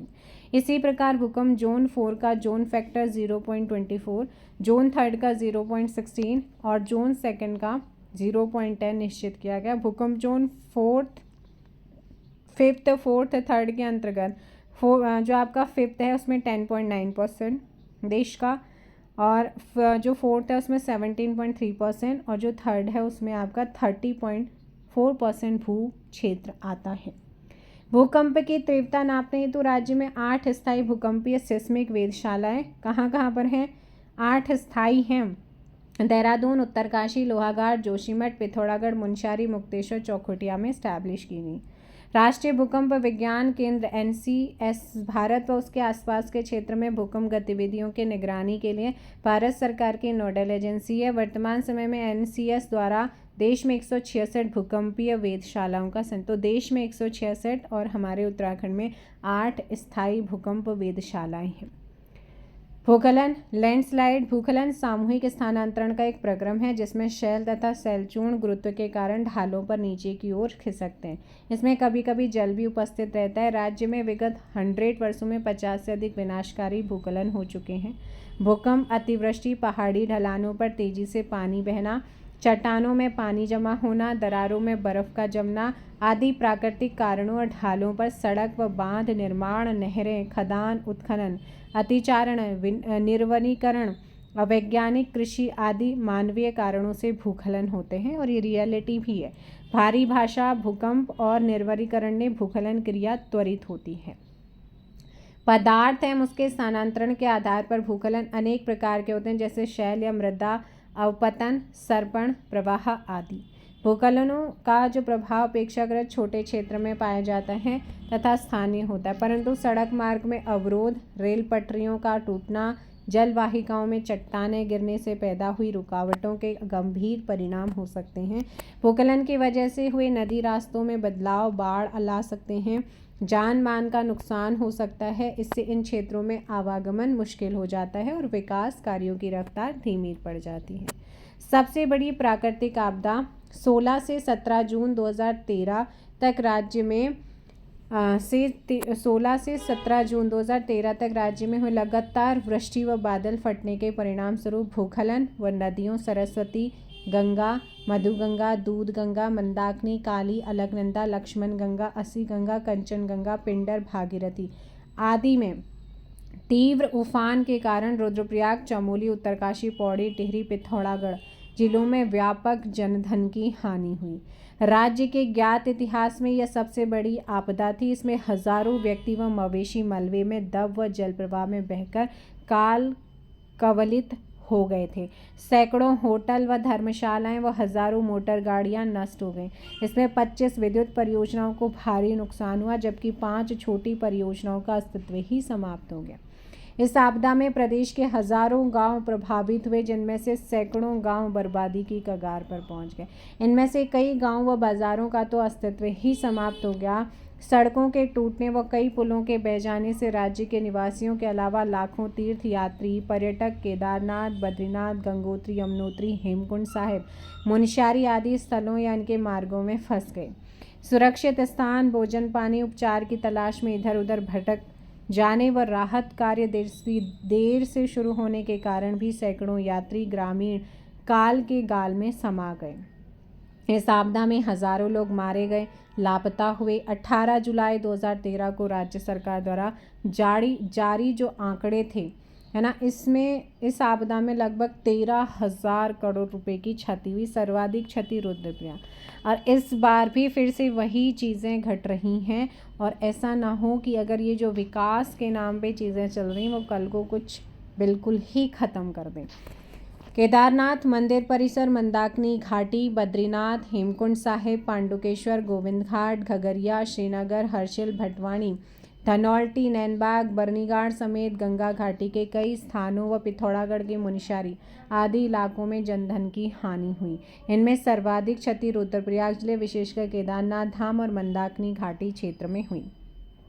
रुद्रप्रयाग जिले में हुई सर्वाधिक तबाही के संदर्भ में भारतीय सुदूर संवेदन संस्थान के अनुसार तीव्र वर्षा के कारण केदारनाथ के उत्तर पूर्व में सुमेरु पर्वत पर स्थित कंपेनियन व चोराबारी ग्लेशियर की ऊपरी परत पिघल व टूटकर गांधी सरोवर यानी कि चोराबारी झील में गिरा, जिससे झील का जल केदारनाथ की ओर मलबे के साथ तीव्र वेग से प्रवाहित हुआ, जिस कारण मंदिर परिसर की लगभग 90 धर्मशालाएं व सैकड़ों दुकानें नष्ट हो गईं। पूरा मंदिर परिसर मलबे से पट गया। सैकड़ों लोग मलबे में दबकर या बहकर काल कवलित हो गए। और इस बार तो भाई जो अभी यहाँ का धराली का जो वीडियो सामने आया ना, उससे तो बिल्कुल रोंगटे खड़े हो गए। सोचो, उसके बाद आपका ये जो जम्मू एंड कश्मीर में हुई थी चीज़ें, और अब अभी फिर से आपका पहाड़ों में तो हो ही रहा है, उत्तराखंड के भी, है ना। झील व केदार घाटी का जल मंदाकिनी में तीव्र वेग से प्रभावित हुआ, जिससे मंदाकिनी घाटी में व्यापक तबाही हुई। गौरीकुंड केदारनाथ पैदल मार्ग पर स्थित 100 से अधिक दुकानों वाले रामबाड़ा बाजार का अस्तित्व पूरी तरीके से समाप्त हो गया। गौरीकुंड, सोनप्रयाग, सीतापुर, सेमीकुंड, काकड़ागाड़, बांसबाड़ा, शालसोड़, चंद्रापुरी, गवनी गांव, गंगानगर, पुरना, देवल, विजयनगर, अगस्त्यमुनि, सिल्ली, सुमाड़ी, तिलवाड़ा भी भयावह स्थिति में पहुंच गया। चंद्रापुरी, बेड़ूबगढ़, विजयनगर, सिल्ली, रुद्रप्रयाग संगम के पुल बह गए थे। मंदाकिनी घाटी में आपदा की सर्वाधिक मार झेलने वाली ऊखीमठ तहसील के 103 गांवों के सड़क व पैदल मार्ग पूरी तरीके से ध्वस्त हो गए। इनमें से कुछ गांव आधे तो कुछ पूरी तरीके से मंदाकिनी में विलीन हो गए। तबाही मचाने के बाद मंदाकिनी अब नए स्वरूप में है। पहले मंदाकिनी की लंबाई 105 किलोमीटर, लेकिन अब 110 किलोमीटर हो गई है। विजयनगर, सिल्ली, चंदापुरी, भीरी, गौरीकुंड व सोनप्रयाग में मंदाकिनी ने अपना पुराना रास्ता बदल लिया है। इस आपदा में राज्य के कुल लगभग 4200 गांव आंशिक पूर्ण रूप से प्रभावित, जिनमें से 59 गांव पूरी तरीके से समाप्त हो गए। 1324 मकान पूर्ण, 1126 अधिक व 3102 आंशिक क्षतिग्रस्त हुए। 40 मुख्य मार्ग, 501 संपर्क मार्ग, 308 पैदल मार्ग क्षतिग्रस्त हुए। कुल मिलाकर 89 पुल क्षतिग्रस्त हुए। इस तांडव के कारण रुद्रप्रयाग, चमोली, उत्तरकाशी, पिथौरागढ़, पौड़ी, टिहरी के 435 गांवों के सामने पुनर्वास ही एकमात्र विकल्प बचा। और इस बार की जो ये घटनाएं हो रही ना, ये आगाह कर रही हैं, नेचर बोल रही है कि भाई खिलवाड़ मत करो। अगर खिलवाड़ करोगे तो वहाँ पे सिर्फ एक ये नहीं है कि विकास कार्य ही है, लेकिन अगर आप कहीं जा रहे हो तो एक शांति है ना। यहाँ क्या है, शिव का वास है तो शिव जी को शांति चाहिए, लेकिन गुंडागर्दी, पता नहीं क्या क्या चीज़ें जो नहीं होनी चाहिए वो सब कुछ अब हो रहा। तो ये संभलने का संकेत है, नहीं तो और तबाही होगी। वर्षा के कारण राहत कार्य 17 जून से शुरू हो पाया। थल व वायुसेना के लगभग 6000, Indo Tibet border police ITBP के लगभग 1500, नेशनल डिजास्टर रिस्पांस फोर्स, सीमा सड़क संगठन, राज्य पुलिस के जवान, स्वयंसेवी संस्थाओं के सहयोग से 2 जुलाई तक चलाए गए राहत अभियान ऑपरेशन सूर्य होप में आपदाग्रस्त इलाकों में राहत सामग्रियां पहुंचाएगी व 1 लाख से अधिक यात्रियों व प्रदेशवासियों को बचाया गया। राहत अभियान के दौरान 25 जून को गौरीकुंड के पास सेना का AMI 17वीं हेलीकॉप्टर जो वह दुर्घटनाग्रस्त हो गया, जिसमें हमारे 20 जवान शहीद हो गए थे। भारतीय अंतरिक्ष अनुसंधान संगठन इसरो के अनुसार आपदा के बाद राज्य में हजारों भूस्खलन क्षेत्र पैदा हो गए हैं, जिनमें से 992 क्षेत्र अकेले केदार घाटी क्षेत्र में, जो कि भविष्य के लिए खतरे के संकेत हैं। फिर भी वहाँ पे चीज़ों को भाई प्रॉपर तरीके से नहीं है, खुदाई आराम से चल रही, मतलब डेवलपमेंट करो लेकिन हिसाब से। इस आपदा के कारण यमुनोत्री गंगोत्री के मार्ग, यमुनोत्री 103 दिन व गंगोत्री 98 दिन बंद रहे। केदारनाथ मंदिर में 86 दिनों तक पूजा अर्चना पूरी तरीके से बाधित रही। आपदा के मूल कारण, राज्य में आई आपदा के पीछे मानव का ही हाथ था। मानव की अधोलिखित गतिविधियों का आपदा के कारण के रूप में देखा जा सकता है बढ़ता शहरीकरण। आबादी में वृद्धि के कारण राज्य में शहरीकरण तेजी से बढ़ा। 1971 में राज्य में 16.36% शहरी आबादी थी, जो 1981 में बढ़कर 20.7%, 1991 में 22.97%, 2001 में 25.59% और 2011 में 30% से अधिक शहरी आबादी हो चुकी है। यहाँ की शहरी आबादी में हुई 10 की वृद्धि पूरे देश की शहरी आबादी की वृद्धि से कहीं अधिक है। इसके चलते पहाड़ों को तोड़कर व वनों को काटकर रोड व अन्य आवश्यक सुविधाओं को बढ़ाना पड़ा है। वनों का हिरास, राज्य के हिमालयी क्षेत्र में अंधाधुंध निर्माण कार्यों से वनों का निरंतर हिरास हुआ। 1981 से 2011 के दौरान 5.85% प्राकृतिक वन नष्ट हो चुके हैं, और ये जो कहीं ना कहीं इसका इफेक्ट है वनों को काटना। जलीय तंत्र में परिवर्तन, विभिन्न मानवीय गतिविधियों में वृद्धि के कारण राज्य के 45% प्राकृतिक झरने पूरी तरीके से सूख चुके, जबकि 21% झरने मौसमी बन चुके हैं। 1981 से 11 के दौरान इनके बहाव में 11% की कमी आई है। सिंचाई की क्षमता में 15% की कमी हुई है। पिछले 100 से 110 वर्षों के बीच भीमताल, नैनीताल जैसी झीलों की क्षमता क्रमशः 94 घन मीटर व 14,150 घन मीटर तक कम हो चुकी है। इस प्रकार जलीय तंत्र में गड़बड़ी की वजह से भूस्खलन और बाढ़ों की घटना में पिछले 3 दशकों के दौरान 15 से 17% की वृद्धि हुई है। राज्य में बड़ी परियोजना का प्रभाव, उत्तराखंड राज्य में बड़ी परियोजनाओं, बांध, सड़क निर्माण, खनन, पर्यटन संबंधी निर्माण से पर्वतीय पारिस्थितिकी तंत्र पर गंभीर इफेक्ट पड़ा है। यही कारण है कि इस क्षेत्र में भूक्षरण, भूस्खलन, प्रदूषण, जैव विविधता का विनाश, प्राकृतिक पर्यावरण के असंतुलन के बहुत हानिकारक प्रभाव घटित हो रहे हैं। हिमालय के ग्लेशियरों का पिघलना एक चिंता का विषय है। गैर शोधित सीवेज को सीधे नदी में छोड़ना भी एक कारण है। इससे एक तरफ नदी का जल प्रदूषित होता है, दूसरी तरफ नदी के किनारे ऊपर उठ जाते हैं। अवैध खनन, नदी के किनारों पर पत्थरों का अवैध खनन तेजी से हो रहा है। कानूनी रूप से मशीन द्वारा खुदाई नहीं की जा सकती, केवल जुगान या हाथ से ही पत्थर उठाने की अनुमति है। लेकिन आंकड़े बताते हैं कि राज्य में मशीन से खनन में वृद्धि हुई है, जिससे भूस्खलन की संभावनाएं बढ़ी हैं। तीर्थाटन और पर्यटन, भारी संख्या में सैलानियों और तीर्थयात्रियों का पहुंचना यहाँ के पारिस्थितिक तंत्र को गंभीर नुकसान पहुंचा रहा है। पर्यटकों के लिए सुविधाओं को विकसित करने का काम बड़े पैमाने पर व अनियंत्रित रूप में हो रहा है ना। समस्या समाधान, हिमालय क्षेत्र की प्रमुख विशेषता है प्रचुर वन संसाधन। विकास के लिए बड़े पैमाने पर जंगलों को काटा गया, परिणाम स्वरूप जहाँ भूस्खलन, मृदाक्षरण व बाढ़ की घटनाएं बढ़ी। वहीं अपनी आधारभूत आवश्यकताओं के लिए जंगल पर निर्भर एक बड़ी आबादी को अपना आधार भी खोना पड़ा। अतः हिमालय क्षेत्र के वनस्पतिक तंत्र में छेड़छाड़ के बिना विकास का मार्ग तय करना होगा। रियलिटी है, अगर इस तरीके से वनों को काटते गए तो बिल्कुल कुछ नहीं बचेगा और इससे भी ज़्यादा तबाही। प्राय सभी हिमालयी राज्यों में निजी व सरकारी कंपनियों की तरफ से जल विद्युत परियोजनाओं की बाढ़ सी आई हुई है। यहाँ बड़े पैमाने पर पहाड़ों को तोड़कर सड़कों व जल विद्युत परियोजनाओं हेतु बांधों व सुरंगों का निर्माण किया गया व किया जा रहा है। पहाड़ों को तोड़ने के लिए विस्फोटकों का इस्तेमाल हो रहा है, जो कि आप जोशीमठ में, रियलिटी वहाँ के कुछ और ही है, ठीक है। जो जोशीमठ का हाल है वो इसी वजह से हो रहा है, क्योंकि जो वहाँ जो रहते हैं ना, उन्होंने वो बताई है आप बीती कि वहाँ पे क्या होता है। कंपनियाँ नहीं सुनती हैं वहाँ किसी की, रात रात भर विस्फोट होते हैं। चूँकि हिमालय विश्व का सबसे नया व बेहद कमज़ोर पर्वत है, अतः विस्फोटों के प्रयोग से भूस्खलन की संभावना बढ़ जाती है। अतः इन परियोजनाओं की समीक्षा किए जाने की आवश्यकता है, क्योंकि कंपनियां अपने मनमाने ढंग से, उनके तरफ से कोई जीएम रहे, उन्हें तो बस लाभ कमाने से फ़ायदा है, मतलब है, बाकी लोगों से नहीं है। इन परियोजनाओं का निर्माण करते समय हमें ध्यान रखना होगा कि स्थानीय जल व वनस्पति तंत्र, पहाड़ों को किसी तरह का नुकसान ना हो।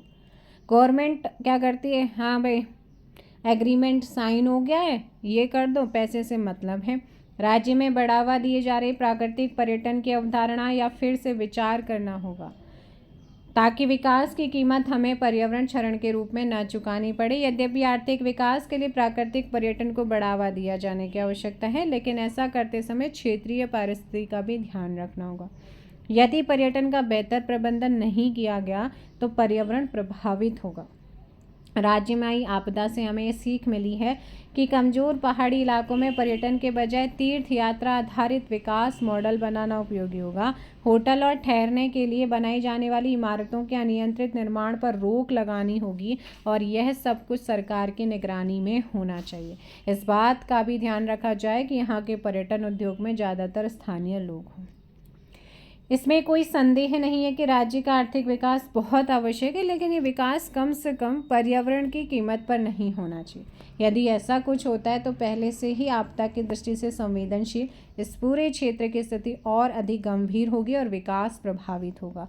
अतः इस क्षेत्र के विकास हेतु कोई भी नीति बनाते समय हमें इस क्षेत्र के प्राकृतिक संसाधनों, जंगल, जल, जैव विविधताओं का ध्यान रखना होगा। कौन रखेगा? गवर्नमेंट का काम है।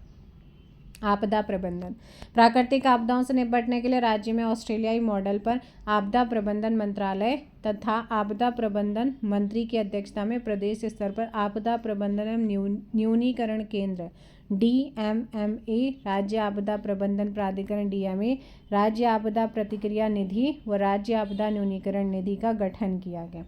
किस मॉडल पर ध्यान रखना है? इसी प्रकार प्रत्येक जनपद में एक एक आपदा प्रबंधन प्राधिकरण, आपदा प्रतिक्रिया निधियों, आपदा न्यूनीकरण निधियों का गठन किया गया है। इन प्राधिकरणों में कई क्षेत्रों के विशेषज्ञों को शामिल किया गया है।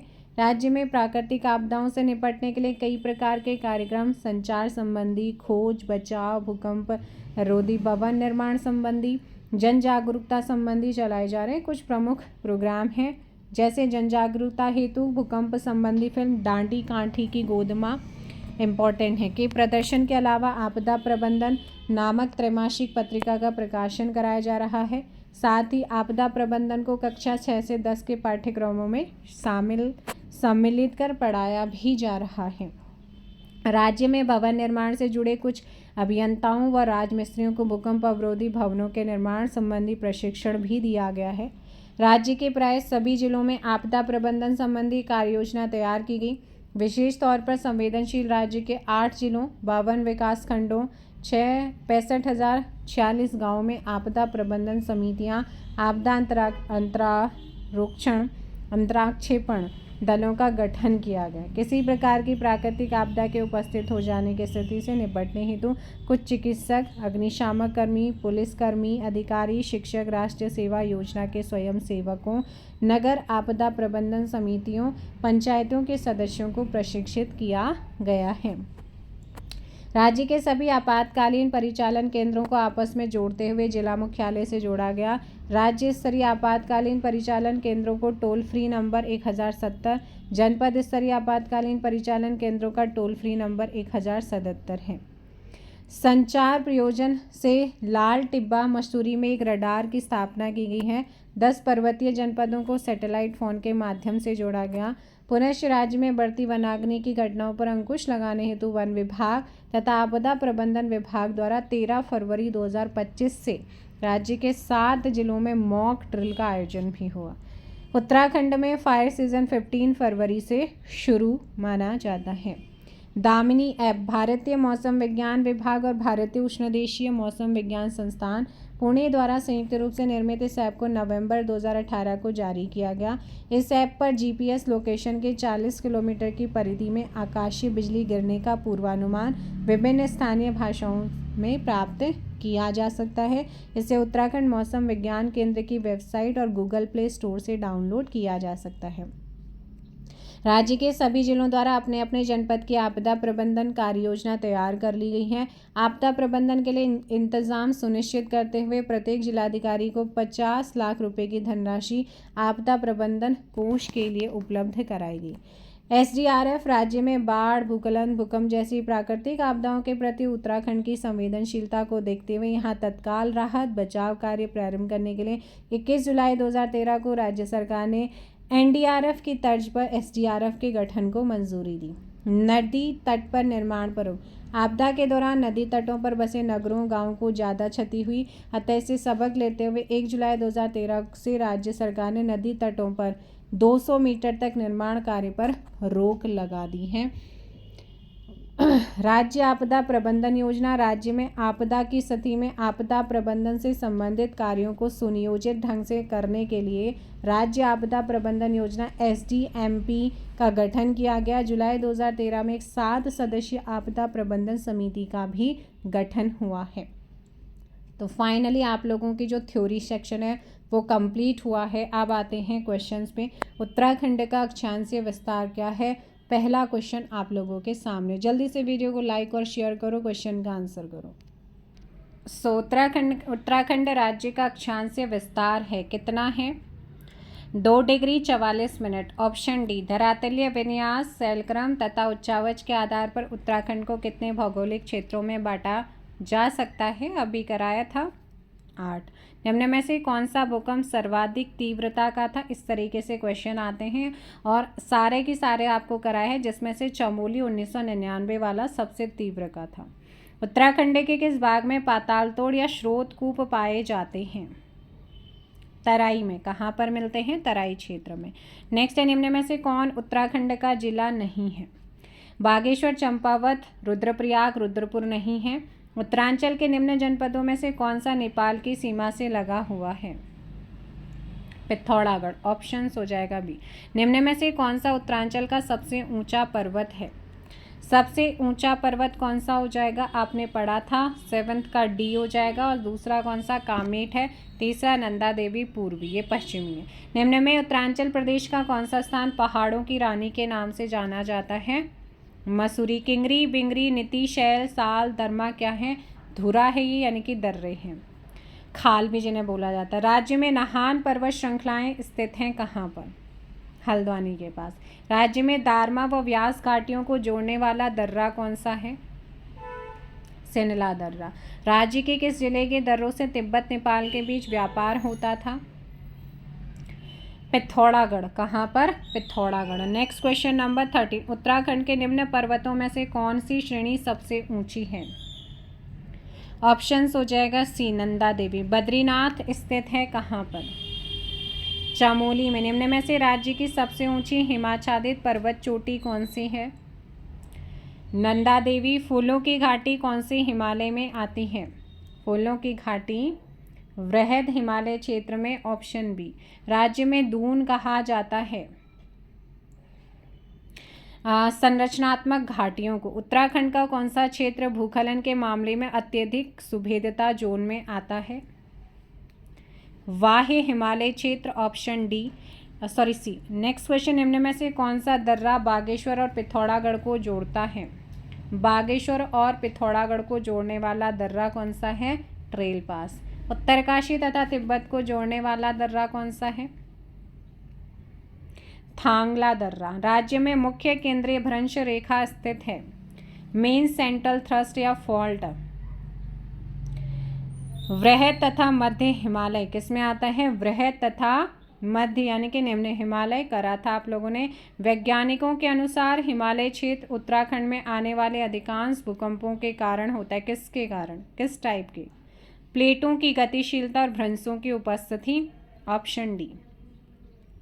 निम्नलिखित शिखरों में से कौन सा एक उत्तराखंड में स्थित नहीं है? कुला कांगड़ी हिमाचल, ऑप्शन सी। प्राकृतिक आपदाओं की दृष्टि से उत्तराखंड कौन से जोन में आता है? जल्दी से कमेंट करो वे उत्तराखंड कौन से जोन में आता है? जोन 4 और 5 में। किस में आता है? जोन 4 और 5 यानी कि ऑप्शन डी आपका सही होगा। नेक्स्ट क्वेश्चन, राज्य में सर्वाधिक वर्षा वाला क्षेत्र कौन सा है? Question number 25 and the correct answer option B बाह्य हिमालय क्षेत्र। राज्य में सर्वाधिक औसत वार्षिक वर्षा वाला स्थान कौन सा है? नरेंद्र नगर, टिहरी। निम्न में से उत्तराखंड के कौन से जिले पूर्णतः आंतरिक सीमाओं वाले हैं? तो आप लोग को बताया था आपका कौन सा है? TRBA, टिहरी, रुद्रप्रयाग, आपका कौन सा बताया था? बागेश्वर और अल्मोड़ा। नेक्स्ट तो यहाँ पर आप लोगों का क्या हो जाएगा? Tehri, Rudraprayag, Almora, Bageshwar, Rudraprayag, Bageshwar, all of this option D. 27 का क्या हो जाएगा? डी। नेक्स्ट क्वेश्चन, सर्वाधिक अंतर्राष्ट्रीय सीमा रेखा बताया था पिथौरागढ़। निम्नलिखित दर्रों में से कौन सा एक उत्तराखंड राज्य में नहीं है? 29 जल्दी से कमेंट करिएगा यहाँ पर। तो ध्यान देना है भाई, डिप्सा कौन सा नहीं है? डिप्सा नहीं है। 29 का ऑप्शन डी हो जाएगा। राज्य के निम्न कस्बों में से कौन तराई क्षेत्र में स्थित है? तराई क्षेत्र आप लोगों ने पढ़ा था, इसका आंसर हो जाएगा डी। सभी के सभी आपके क्या हैं? तराई क्षेत्र में हैं। नेक्स्ट क्वेश्चन आता है, उत्तराखंड में निम्नलिखित में से कौन सा भ्रंश लघु, मध्य, निम्न हिमालय और महान हिमालय को अलग करता है? मुख्य केंद्रीय भ्रंश। शिवालिक श्रेणियों की ऊंचाई कितनी है? तो ये आप लोगों की शिवालिक की बात हो रही है, 750 से 1300 मीटर। उत्तराखंड का क्षेत्रफल कितना है? 53,483 वर्ग किलोमीटर। शिवालिक श्रेणी का प्राचीन नाम क्या है? महत्वपूर्ण क्वेश्चन। मैनॉक पर्वत। माना दर्रा कहाँ पर है? उत्तराखंड में चमोली। जनपद अल्मोड़ा का ऊपरी भाग कहाँ पर स्थित है? लघु हिमालय में। उत्तराखंड राज्य को कितने जलवायु क्षेत्रों में विभाजित किया गया है? 6, ऑप्शन सी। नेक्स्ट है, उत्तराखंड का पामीर दूधात्रिली श्रेणी अंग है किसका? मध्य हिमालय। पहाड़ों की रानी मसूरी किस श्रेणी का अंग है? मध्य हिमालय श्रेणी का है। निम्नलिखित में से कौन सा युग्म सही सुमेलित नहीं है? बताओ भाई कौन सा सही सुमेलित नहीं है? लिपुलेख, पिथौरागढ़, तुंगन, तुंजन, चमोली, बाड़ा होती कहाँ पर है? जल्दी से बताओ भाई, बाड़ा होती कहाँ पर है? चमोली में है ना, ऑप्शन सी हो जाएगा। 40 का ऑप्शन सी। नेक्स्ट क्वेश्चन, निम्न में से किस हिमालय का अधिकांश भाग वर्ष भर हिमाच्छादित रहता है? महा हिमालय। निम्न में से किस आपदा का राज्य पर सर्वाधिक विनाशकारी प्रभाव पड़ सकता है? भूकंप। लघु हिमालय किसके मध्य में स्थित है? लघु हिमालय किसके में है? लघु हिमालय हमारा शिवालिक और महान हिमालय के बीच में है। भारतीय सर्वेक्षण विभाग का मुख्यालय कहाँ पर है? देहरादून। श्रृंगकंठ दर्रा निम्न में से किन के बीच में है? उत्तराखंड, हिमाचल। 45 का ऑप्शन बी। थांगला दर्रा किस जनपद में स्थित है? थांगला। उत्तरकाशी। निम्न कथनों पर विचार कर सही। राज्य का निचला हिमालय क्षेत्र अधिक आबादी वाला है, बिल्कुल सही। बाह्य हिमालय क्षेत्र मुख्यतः वनाच्छादित, बिल्कुल है। ऑप्शंस क्या हो जाएगा, डी सभी यहाँ पर। और भाबर क्षेत्र पाद प्रदेश में मृदा के छोटे निक्षेप मिलते हैं, मोटे मोटे निक्षेप मिलते हैं, बिल्कुल सही है। 47 का डी। उत्तराखंड के निम्न जनपदों के समूह में कौन सा अंतर्राष्ट्रीय सीमा साझा करता है? उत्तरकाशी, चमोली, पिथौरागढ़, चंपावत, ऊधम सिंह नगर, यानी कि ऑप्शन बी आपका सही होगा। नेक्स्ट क्वेश्चन, उत्तराखंड हिमालय के किस भाग में स्थित है? पश्चिम मध्य भाग, ऑप्शंस यहाँ पर बी हो जाएगा। उत्तराखंड के कौन से जनपद का क्षेत्र मुख्यतः तराई क्षेत्र में स्थित है? ऊधम सिंह नगर। उत्तराखंड के निम्नलिखित जनपदों में से किसमें दूनागिरी पर्वत शिखर स्थित है? Chamoli, options B. निम्नलिखित जनपदों में से कोटा दून किसमें अवस्थित है? नैनीताल। विंटरलाइन नामक प्राकृतिक घटना का दृश्य दिखाई देता है? मसूरी। निम्न में से कौन राज्य की प्राकृतिक सीमा नहीं है? पश्चिम में यमुना नदी नहीं आती है, आपको बताया था। निम्नलिखित में से कौन सा युग्म सही सुमेलित नहीं है? बोरांसू दर्रा उत्तरकाशी में, तुंजन चमोली में है, बाड़ाहोती चमोली में है, ना कि उत्तरकाशी। लमखगा दर्रा उत्तरकाशी। ऑप्शंस क्या हो जाएगा, बी। राज्य के कितने जिले उत्तर प्रदेश से सीमा बनाते हैं? 56, ऑप्शन सी। उत्तराखंड का न्यूनतम क्षेत्रफल वाला जिला कौन सा है? चंपावत। नेक्स्ट क्वेश्चन, सुमेलित कर सही आंसर बताना है, और ये आप लोगों ने पढ़े थे। नंदा देवी की अगर बात करते हैं तो ये है 7817, यानी कि थर्ड, और थर्ड सिर्फ और सिर्फ ऑप्शन बी में आ रहा है, एलिमिनेट तो हो गया है। कामेट सेकंड नंबर पर 7756 आ जा रहा है। पंचाचूली की अगर बात करते हैं तो वो आ जाएगा 6904, और केदारनाथ 6968। ठीक है, ऑप्शंस यहाँ पर बी हो जाएगा। नेक्स्ट है, नर व नारायण पर्वतों के मध्य में स्थित है, कौन है नर नारायण पर्वतों के मध्य में? Option D Badrinath. किंगरी, बिंगरी, नीति, माणा का माणा क्या है? दर्रे। किस हिमालयी क्षेत्र में वर्षा काल में सर्वाधिक वर्षा होती है?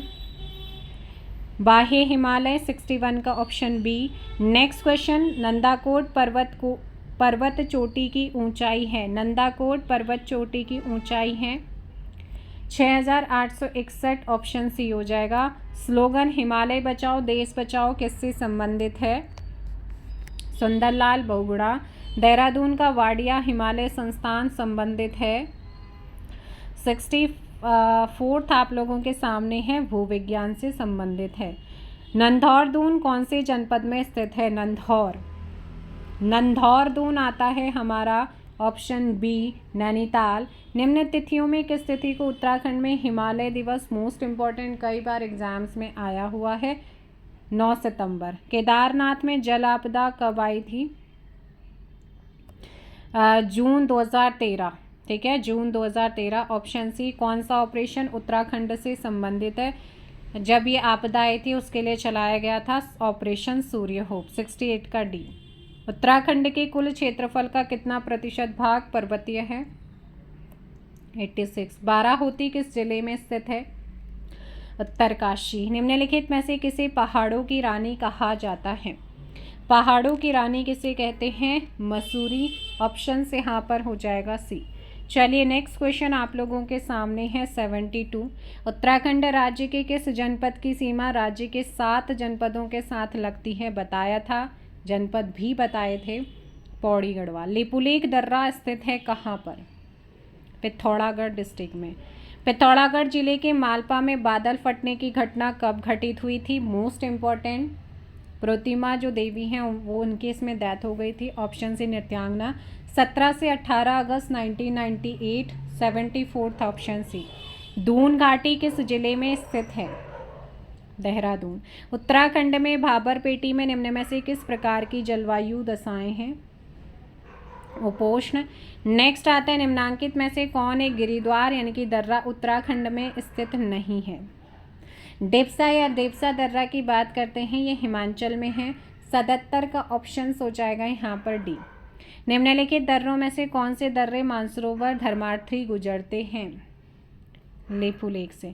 पंचाचूली पर्वत शिखर की समुद्र तल से ऊंचाई, जस्ट अभी आपने क्वेश्चन मैचिंग में करा था, 6904 लंपियाधुरा जोड़ता है। लंपियाधुरा किसे जोड़ रहा है?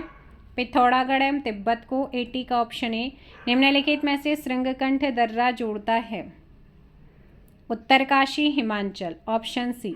थांगला, डुंगरीला, नेलंग और लमलंग है दर्रे। दूनागिरी ग्लेशियर स्थित है कहाँ पर? चमोली डिस्ट्रिक्ट। 83 का डी। नेक्स्ट क्वेश्चन, निम्नलिखित किस पर्वतीय स्थान को महात्मा गांधी ने भारत का स्विट्जरलैंड कहा है? कोशानी। कामेट शिखर की ऊंचाई कितनी है? मैचिंग के अंदर आपने अभी करा था 7,756 मीटर। ऑप्शन क्या हो जाएगा? बी। उत्तराखंड के किस जिले का क्षेत्रफल सबसे ज़्यादा है? 8,030। Option B Chamoli. ऊंटा धुरा दर्रा कौन से जनपद में है? ऊंटा धुरा। पिथौरागढ़।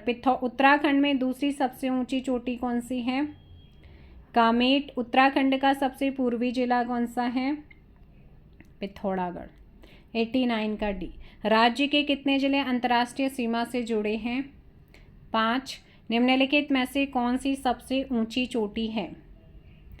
चौखंबा। इनमें से उत्तराखंड का कौन सा जिला अंतर्राष्ट्रीय सीमा के साथ स्थित नहीं है? अल्मोड़ा आंतरिक जिले में आता है। लघु हिमालय को दून से निम्न में से किसके द्वारा पृथक किया जाता है? मुख्य सीमा थ्रस्ट के द्वारा। नेक्स्ट आता है यहाँ पर क्वेश्चन 94। गढ़वाल हिमालय में अधिक ऊंचाई वाले चारागाहों में अस्थायी आवासों को किस नाम से जाना जाता है? खर्क। दूधातोली पर्वत श्रेणी द्वारा पृथक किए गए नदी बेसिनों के सही युग्म का चुनाव करना है। यहाँ पर पिंडर और रामगंगा बेसिन, नदी, घाटी। आंसर हो जाएगा 95 का सी। तो ये थे आपके इसमें क्वेश्चंस प्लस थ्योरी सेक्शन। अगर ज़्यादा क्वेश्चन देखने हैं तो हमारे एजुकेशन विद सुषमा चैनल को सब्सक्राइब कर सकते हैं। वहाँ पर आप लोगों को काफ़ी क्वेश्चंस मिल जाएंगे। बाकी आप लोग यहाँ पर इन्हें कंटिन्यू थ्योरी के साथ कर सकते हैं। BS नेगी कंप्लीट है, आप उसे करिएगा। परीक्षा वाणी आपकी कंप्लीट होने वाली है, आप इसे कर सकते हैं। अभी आपके 4 चैप्टर और मान के चलिए, एक 5वां 6ठा मतलब एक नदी तंत्र से है, एक वन्यजीव अभ्यारण्य से रिलेटेड है और एक आपका इतिहास और एक आपका पहला जो चैप्टर है वो। तो ये 4 चैप्टर आपके बचे हुए हैं, इनको भी जल्दी ख़त्म कर दूँगी। कोशिश मेरी यही रहेगी कि 1-2 दिन के अंदर इनको, कि चैप्टर ना ये लेंदी हैं। अब लेंदी चैप्टर हैं तो टाइम लगता है, ये आप सभी जानते हैं, है ना। तो इसीलिए छोटे जो मेन चैप्टर, छोटे चैप्टर वो मैंने करा दी। अब ये भी बहुत ही महत्वपूर्ण चैप्टर हैं, इनको भी मैं जल्दी कराने की कोशिश करूँगी। बाहरी साउंड अगर थोड़ा बहुत आ रहा है तो इग्नोर करिए। जो आपकी कल वाली वीडियोस में बहुत थोड़ा सा, क्योंकि मुझे फ़ैन ऑफ करना पड़ता है इस वजह से, माइक है उसमें भी फिर भी प्रॉब्लम आ गई थी कल की क्लास में। आई होप सो आज ठीक होगा। थोड़ा सा चीज़ों को इग्नोर करेंगे जो बाहर का साउंड आता है। बाकी मेरी कोशिश यही रहती है कि आप लोगों को बिल्कुल सही चीज़ें प्रोवाइड कराई जाएं। ये ख़त्म होता है, उसके बाद बताइए आप लोग क्या चाहते हैं, आपको क्या कराऊं, GS या हिंदी, और आप मुझे रेफरेंस दे सकते हैं कि कौन सी बुक करानी है। मिलते हैं नई वीडियो के साथ। हम अगला चैप्टर करेंगे नदी तंत्र, झील, ग्लेशियर, कुंड, प्रपात वाला जो चैप्टर है उसको ख़त्म करेंगे। Thank you so much. जय हिंद, जय भारत, जय उत्तराखंड, जय देवभूमि। और हाँ, अगर अभी तक वीडियो को आपने लाइक और शेयर नहीं करा है तो जल्दी से कर दीजिए। चैनल को सब्सक्राइब भी करना है, यही हम लोगों का मोटिवेशन होता है। ज़्यादा से ज़्यादा सब्सक्राइबर बढ़ते हैं तो मोटिवेशन मिलता है कि मैंने और करना है आप लोगों के लिए ना। Thank you so much.